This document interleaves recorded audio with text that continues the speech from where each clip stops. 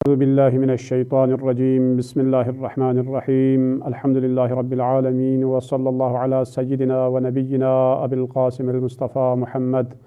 وعلى آله الطيبين الطاهرين الذين أذهب الله عنهم الرجس وطهرهم تطهيرا اللهم صل على محمد وآل محمد ولعنة الله على أعدائهم ومنكر فضائلهم وغاصب حقوقهم من يوم عداوتهم إلى قيام يوم الدين. أما بعد، عن الحسين بن علي عليه الصلاة والسلام عن أخيه الحسن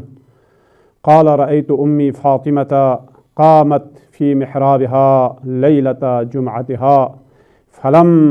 تزل راكعة ساجدة حتى اتضح عمود الصبح وسمعتها تدعو للمؤمنين والمؤمنات وتسميهم وتكثر الدعاء لهم ولا تدعو لنفسها بشيء فقلت لها: يا أماه لم لا تدعون لنفسك كما تدعون لغيرك؟ فقالت: يا بني الجار ثم الدار. معزز ناظرین محترم، السلام علیکم ورحمۃ اللہ وبرکاتہ۔ گلشن خاندان پروگرام میں خوش آمدید کہتا ہوں۔ آج تعلیم فرزندان یا بچوں کی تعلیم کے عنوان سے کچھ عرائض، آیات اور روایات کی روشنی میں آپ لوگوں کی سماعتوں کا نظر کروں گا۔ چنانچہ تعلیم و تربیت انسان اور والدین کے لیے سب سے اہم اور سب سے ضروری ترین ان کی ذمہ داری ہے کہ اپنی بچوں کی تعلیم اور تربیت کے لیے وہ آمادہ ہو اور بچوں کی تعلیم و تربیت کا بندوبست کرے، کیونکہ جب تک تعلیم اور تربیت نہ ہو اس وقت تک وہ اولاد یا وہ بچہ معاشرے کے لیے مفید ثابت نہیں ہو سکتا۔ لہٰذا اسی سلسلے میں معصومین علیہ السلام کے کردار اور ان کی سیرت میں ہمیں یہ ملتی ہے کہ اپنی اولادوں کے سامنے اگر آپ دعا کریں گے، اگر اپنی اولادوں کی تربیت کرنی ہو تو ان کے سامنے اگر آپ دعا کریں گے اور ان کے لیے یہ معلوم ہو کہ ہمارے والدین ہمارے لیے دعا کرتے ہیں، ہمارے عزیزوں کے لیے دعا کرتے ہیں اور ہمارے پڑوسوں کے لیے دعا کرتے ہیں، اور اسی طرح تمام مؤمنین و مؤمنات کے لیے اگر دعا کرتے ہیں تو یہ اولاد پر بھی بہت بڑا اثر اور اس کا بہت بہترین اثر اس کے اوپر پڑ سکتا ہے۔ چنانچہ امام حسین علیہ السلام فرماتے ہیں کہ آپ اپنے بھائی حسن مجتبی علیہ السلام سے آپ نقل فرماتے ہیں کہ میں نے اپنی ماں کو، جناب فاطمہ الزہرا کو، محراب عبادت میں شب جمعے کو پوری رات حالت قیام اور حالت رکوع اور سجود میں نے دیکھا، اور آپ صبح تک ہونے تک آپ اپنے عزیزوں کے لیے اور مؤمنین و مؤمنات کے لیے آپ دعا فرما رہی ہیں۔ حسن مجتبی نے جب یہ دیکھا تو فرمایا: یا اماں، آپ نے تمام مؤمنین و مؤمنات کے لیے جو اپنے پڑوس میں ہیں یا جو اپنے ارد گرد میں ہیں ان سب کا نام لے کر آپ نے دعا کی، لیکن آپ نے اپنے لیے کوئی دعا نہیں مانگی۔ تو اس وقت جناب سیدہ کونین فرماتی ہیں: الجار ثم الدار، پہلے پڑوس والے پھر اس کے بعد گھر والے۔ خیر، یہ الجار ثم الدار یہ اس وقت یہ اس حدیث میں ہے کہ اگر آپ نے کہیں پر کوئی گھر خریدنا ہو تو یہاں گھر خریدنے سے پہلے اس محلے کو آپ نے دیکھنا ہوگا کہ یہ محلہ کیسا ہے اور یہ پڑوس والے کیسے لوگ ہیں۔ اس چیز کی طرف آپ نے توجہ کرنی ہے کہ اگر پڑوس والے اچھے ہیں تو اس وقت آپ وہاں پر گھر خریدیں، لیکن اگر پڑوسی اچھے نہیں ہیں یا مختلف قسم کے افراد ہیں جو غیر اخلاقی طور پر ان کا کردار سامنے آتا ہے تو ایسے پڑوسیوں کے سامنے اور ایسے پڑوسیوں کے اندر گھر نہیں خریدنا۔ لیکن یہاں پر جناب سیدہ نے جو فرمایا کہ پہلے دوسروں کو مقدم کریں اور اس کے بعد اپنے لیے دعا فرمائے، کیونکہ اسی کے ذیل میں کہیں تشریح بھی ملتی ہے کہ وہ یہ ہے کہ جناب سیدہ جو دوسروں کے لیے دعا فرماتی ہیں اور دوسروں کے لیے دعا فرماتی ہیں لیکن اپنے لیے نہیں فرماتی، تو جب یہ سوال کیا کہ اپنے لیے کیوں نہیں فرماتی تو فرمایا کہ میں جب دوسروں کے لیے جو دعا کرتی ہوں کہ وہ حتماً قبول ہوگی تو ان کے لیے جو ہزارہا ثواب اللہ تبارک و تعالی مجھے عطا کرے گا، لیکن اس کے بجائے میں صرف اپنے لیے ایک دعا کروں یہ مناسب نہیں ہے، کیونکہ اس میں ثواب کم ہے۔ روایت ہے کہ اگر آپ نے کسی بھی مومن اور مومنہ کے لیے یا اپنے کسی مسلمان بھائی کے لیے ان کی غیبت میں یا ان کی غیر موجودگی میں اگر آپ کوئی دعا کرتے ہیں تو اس کا ثواب کتنا ہے؟ اس کا ثواب ہے کہ روایات ہے کہ جس میں فرماتے ہیں کہ ایک پہلے آسمان سے ندا آئے گی، اے بندہ خدا، جس طرح تو نے اپنے مومن بھائی کے لیے اس کی غیر موجودگی میں تم دعا کر رہے ہو، اس کا 1,00,000 برابر ثواب اللہ تبارک و تعالی تمہارے نامہ اعمال میں لکھ دے گا۔ اسی طرح دوسرے آسمان سے ندا آئے گی، اے بندہ خدا، تو نے اپنے مومن بہن بھائیوں کے لیے جو دعا مانگی ہے اس کے 2,00,000 برابر ثواب تمہارے نامہ اعمال میں لکھ دیا جائے گا۔ اور اسی طرح تیسرے آسمان سے 3,00,000، چوتھے آسمان سے 4,00,000 اور پانچویں آسمان سے 5,00,000، چھٹے آسمان سے 6,00,000 اور ساتویں آسمان سے یہ ندا آئے گی، اے بندہ خدا، جس طرح تو نے اپنے مومن بہن بھائی کے لیے ان کی غیر موجودگی میں، یعنی انہیں معلوم بھی نہیں ہے کہ تو نے ان کے لیے دعا کی ہے یا نہیں کی، تو اس کا ثواب تمہیں 7,00,000 برابر اللہ تبارک و تعالی تمہارے لیے قبول کرے گا اور تمہارے نامہ اعمال میں 7,00,000 برابر ثواب تمہارے لیے لکھ دے گا۔ عزیزان محترم، دوسروں کو مقدم کرنے کا یہی فائدہ ہے، اسی لیے فرماتے ہیں کہ معصوم دعا کی قبولیت کے لیے ایک شرط یہ ہے کہ زبان سالم، جو کہ بے گناہ زبان سے اگر دعا ہو تو وہ دعا حتماً قبول ہوتی ہے۔ بے گناہ زبان کیسے کہاں سے لاؤں کہ میں تو دن میں 1000 مرتبہ اپنی زبان سے اپنے لیے گناہ کا مرتکب ہوتا ہوں، غیبت کر کے، چغلی کر کے یا کسی کے اوپر بہتان لگا کر میں اپنے نامہ اعمال کو زبان کے ذریعے میں خراب کرتا رہتا ہوں، تو یہ کیسے ممکن ہے کہ میری زبان میرے لیے بے گناہ ہو؟ تو معصوم فرماتے ہیں نہیں، تم دوسروں کے لیے دعا کرو، دوسرے تمہارے لیے دعا کریں گے تو یہ میری زبان جو میرے لیے ہزارہا اگر گناہ کر چکی ہو، لیکن آپ کے لیے میری زبان سے کوئی گناہ سرزد نہیں ہوا، لہٰذا میری زبان سے جو آپ کے لیے دعا میں کرتا ہوں تو اسے اللہ تبارک و تعالی ضرور قبول کر دیتا ہے۔ اور اسی طرح آپ میرے لیے اگر دعا کریں تو آپ کی زبان سے میرے لیے کوئی گناہ سرزد نہیں ہوئے، تو لہٰذا آپ کی زبان سے جو مانگی ہوئی دعا میرے حق میں اللہ تبارک و تعالی ضرور قبول کرے گا۔ تو لہٰذا فرماتے کہ اپنے کو مقدم نہ رکھو بلکہ اپنے اوپر دوسروں کو مقدم رکھو تاکہ اس کا کئی ہزار گنا ثواب آپ کے لیے عطا ہو۔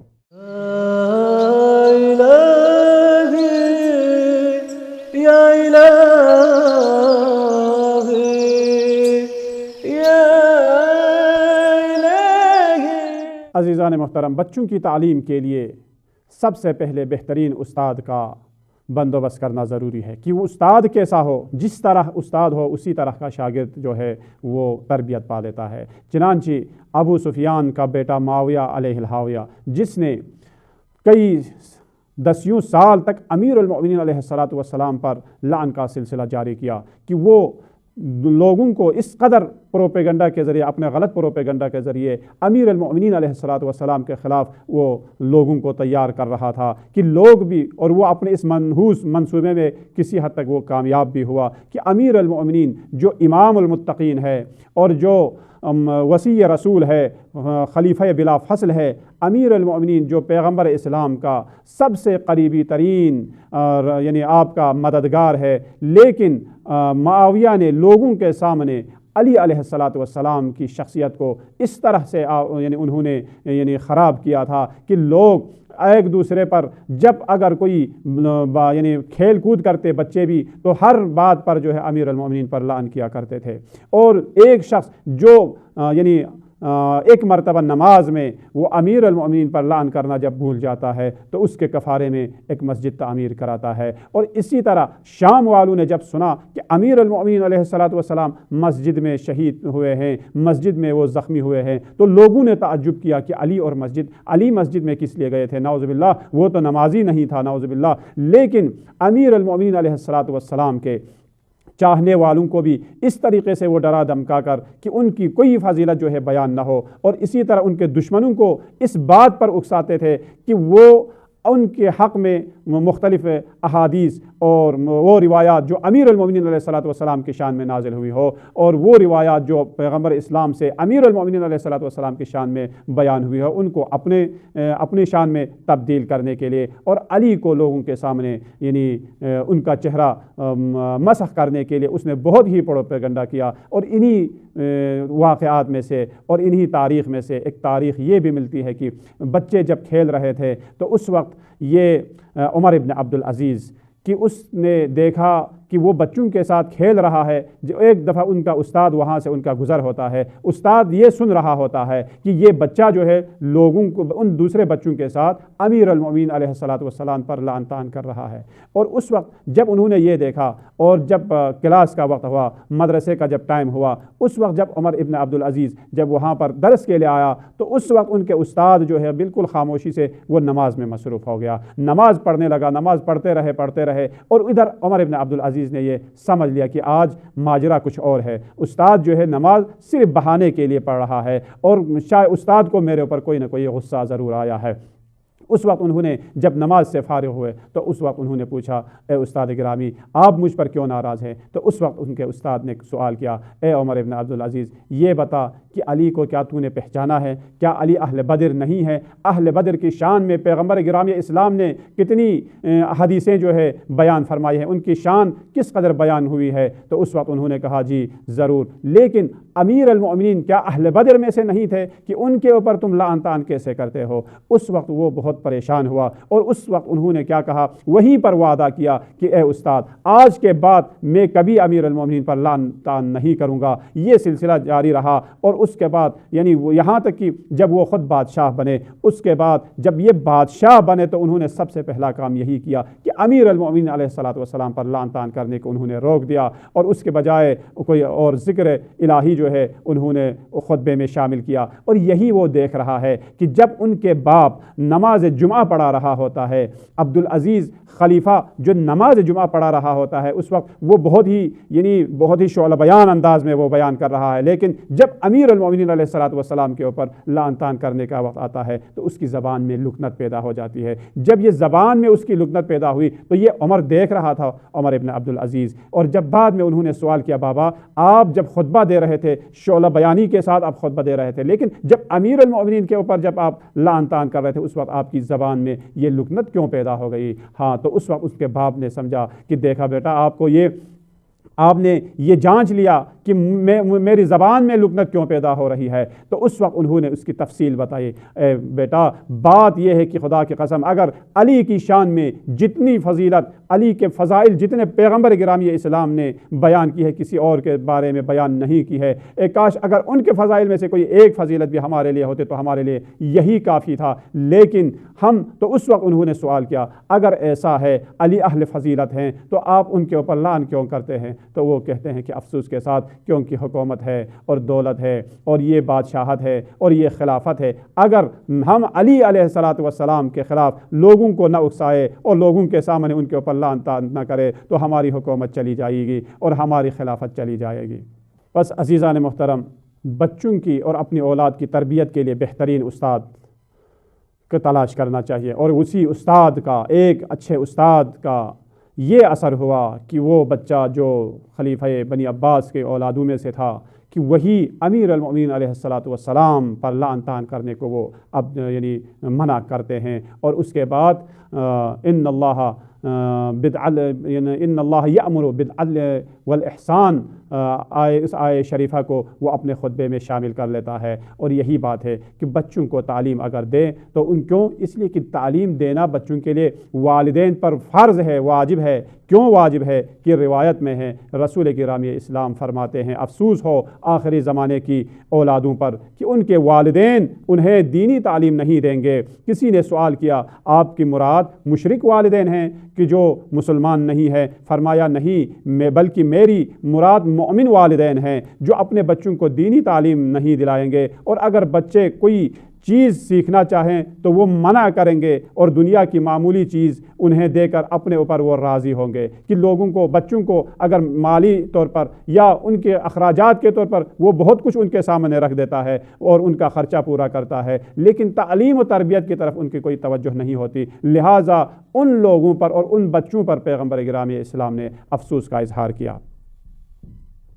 تو اس وقت فرمایا کہ ایسے والدین سے میں بیزار ہوں۔ کون سے والدین؟ جو بچوں کے مخارج اخراجات کو تو وہ برداشت کر لیتے ہیں لیکن ان کی تعلیم و تربیت کا کوئی بندوبست نہیں کرتا۔ بس بچوں کو تعلیم دینے کا کتنا ثواب ہے؟ پیغمبر اسلام نے فرمایا جب استاد بچے کو تعلیم دیتے ہوئے بسم اللہ الرحمن الرحیم جب وہ کہلواتا ہے اس بچے سے، تو اس وقت وہ بچہ اور وہ معلم اور وہ یعنی استاد اور اس بچے کے والدین کو بھی اللہ تبارک و تعالی جہنم کے عذاب سے انہیں نجات دلاتا ہے۔ یہ تعلیم کا ثواب ہے۔ اور امام جعفر صادق علیہ السلام نے بھی رسول گرامی اسلام سے نقل کی ہے، روایت کی ہے کہ ایک دن حضرت عیسیٰ علی نبینا علیہ السلام ایک قبر کے قریب سے گزرے تو اس صاحب قبر پر عذاب ہو رہا تھا، اور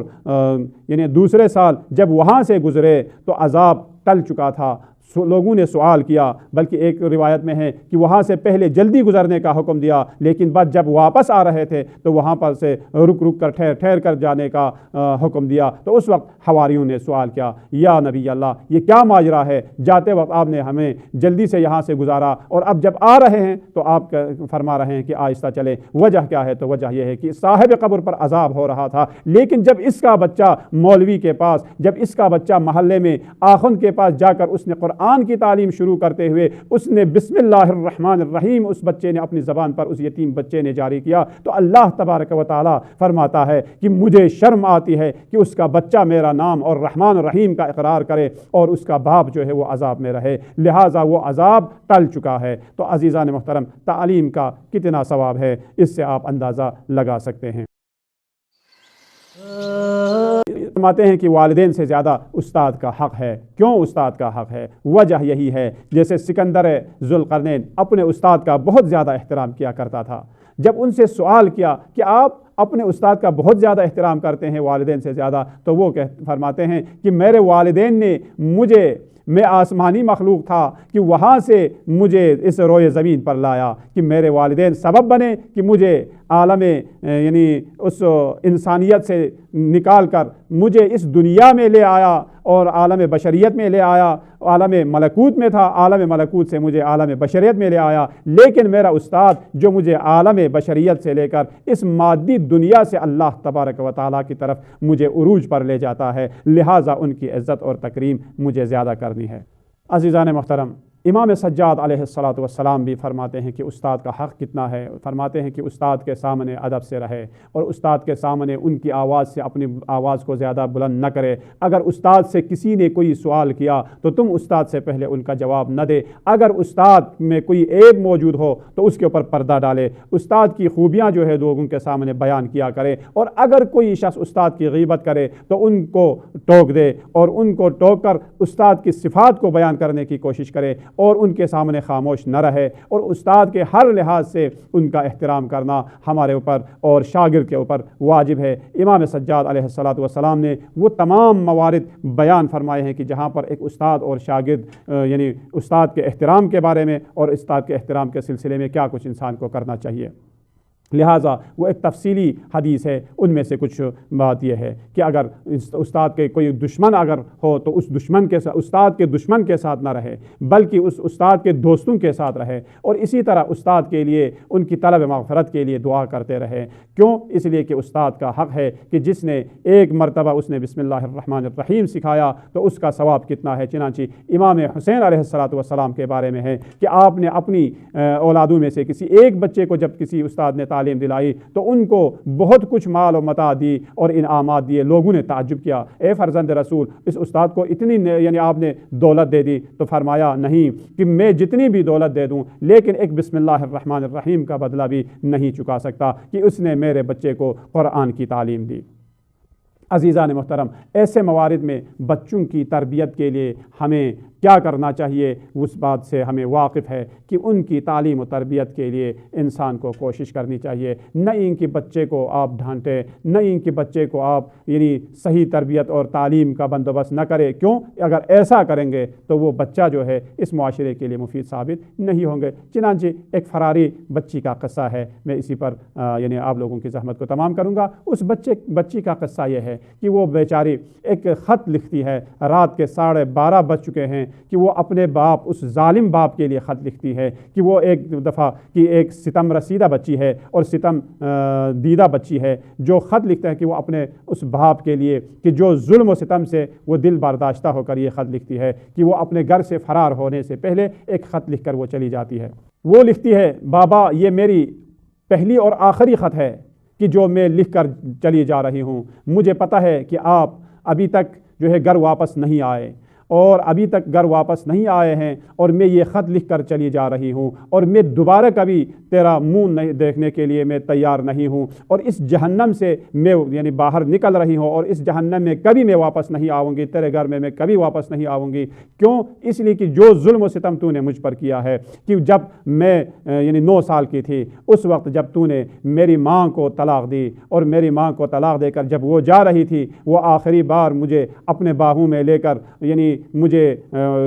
اپنے باہوں میں لے کر پیار کر رہی تھی، رو رہی تھی، تو نے مجھے ان کے باہوں سے، ان کے ہاتھوں سے تو نے مجھے چھینا، اور چھین کر تم قہقہا لگا رہے تھے کہ میری ماں جب وہ چلی گئی، اب مجھے معلوم نہیں تھا کہ میری ماں جو ہے کہاں پر ہے اور کہاں رہ رہی ہے، کہ میں ان سے کیا مل بھی سکتی ہوں یا نہیں مل سکتی، لیکن جب میری ماں اس دنیا سے چلی گئی تھی تو نے مجھے گھر میں آواز دے کر بلا کر کہا کہ تیری ماں جو ہے مر چکی ہے، یہ کہہ کر تو نے جو قہقہا لگایا وہ میں کبھی نہیں بھول سکتی، اور وہ ٹھوکر جو تو نے مجھے مارے جس وجہ سے میں بے ہوش ہو کر رہ گئی، کہ یہ تمام مظالم میں کبھی نہیں بھولوں گی، اور میں تمہارے لیے ہمیشہ بد دعا کرتی رہوں گی، اور یہ میری آخری خط ہے اور پہلی خط ہے، اور تمہارے لیے تم ایسے شخص ہو کہ جو تم باپ ہونے کے لیے تم اس دنیا میں نہیں آئے، تو نے کبھی اپنی اولادوں پر رحم نہیں کیا، اور لوگوں کو یہ یقین بھی نہ آئے کہ میں جو خط لکھ رہی ہوں کہ کیا ایسا بھی کوئی باپ ہو سکتا ہے کہ جو اپنی بچیوں پر اور اپنی اولاد پر اس قدر ظلم کرے کہ جس کی وجہ سے بچے جو ہے وہ فراری ہو جائے۔ لہٰذا والدین کو سب سے زیادہ ان کی تعلیم و تربیت پر توجہ دینی چاہیے، کھانے پینے سے زیادہ تعلیم و تربیت کو توجہ دینی چاہیے، تاکہ وہ بچہ بعد میں ایک تعلیم یافتہ انسان ہو اور معاشرے کے لیے یعنی سواد اور مفید شخص ثابت ہو، اور معاشرے کے لیے آئندہ آنے والی نسلوں کے لیے وہ بہترین نمونہ بنے، اور آئندہ آنے والی نسلوں کی وہ صحیح تربیت کرے، اور اللہ تبارک و تعالیٰ کے دین کو صحیح سمجھنے والا ہو، اور وہ بچہ جو اپنے دین کو نہیں سمجھ سکتا وہ بعد میں معاشرے کے لیے بھی زیادہ مفید نہیں ہو سکتا۔ لہٰذا ہماری دعا ہے پروردگار عالم ہمیں بولنے سے زیادہ یعنی توجہ اور ان پر عمل کرنے کی توفیق عطا فرمائے، اور ہمارے اپنے بچوں کی اور اپنی اولادوں کی صحیح تربیت کرنے کی ہم سب کو توفیق عطا فرمائے۔ والسلام علیکم ورحمۃ اللہ وبرکاتہ۔